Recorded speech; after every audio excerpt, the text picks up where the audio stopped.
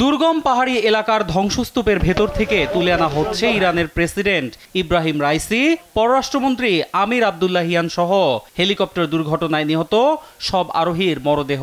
আর এর মধ্য দিয়ে সমাপ্তি ঘোষণা করা হয় রুদ্ধশ্বাস এক অভিযানের। পৃথিবী সাক্ষী হয় ইতিহাসের অন্যতম এক ট্র্যাজেডির।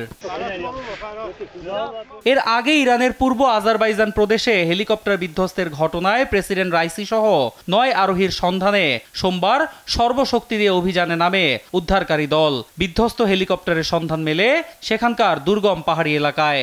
রেড ক্রিসেন্টের ধারণকৃত ছবিতে দেখা যায় পুড়ে ছাই হয়ে গেছে দুর্ঘটনা কবলিত হেলিকপ্টারটি, ছড়িয়ে ছিটিয়ে আছে ধ্বংসস্তূপ।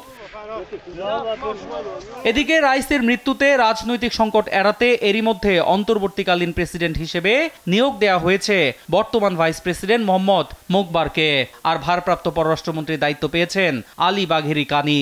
সেই সঙ্গে আগামী 50 দিনের মধ্যে জাতীয় নির্বাচন আয়োজনের ঘোষণাও দেন দেশটির সর্বোচ্চ ধর্মীয় নেতা আয়াতুল্লাহ আলী খামেনি।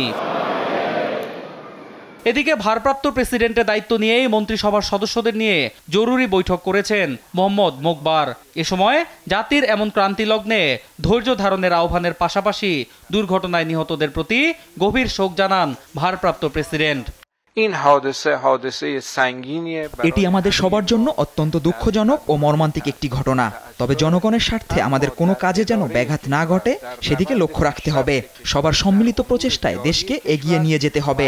মর্মান্তিক এই ঘটনা যাতে সরকার পরিচালনায় আমাদেরকে প্রভাবিত করতে না পারে তা নিশ্চিত করতে হবে। এদিকে ইরানের প্রেসিডেন্ট ইব্রাহিম রাইসির দাফন মঙ্গলবার তাবরিজে অনুষ্ঠিত হবে বলে জানিয়েছে দেশটির সংবাদ মাধ্যম। প্রেসিডেন্টের পাশাপাশি দুর্ঘটনায় নিহত তার অন্যান্য সফরসঙ্গীর দাফনও সেখানে হবে বলে জানা গেছে। তার আগে মরদেহগুলো তাবরিজের ফরেনসিক বিভাগে রাখা হবে। এরই মধ্যে দেশটিতে 5 দিনের জাতীয় শোক ঘোষণা করেছেন ইরানের সর্বোচ্চ ধর্মীয় নেতা।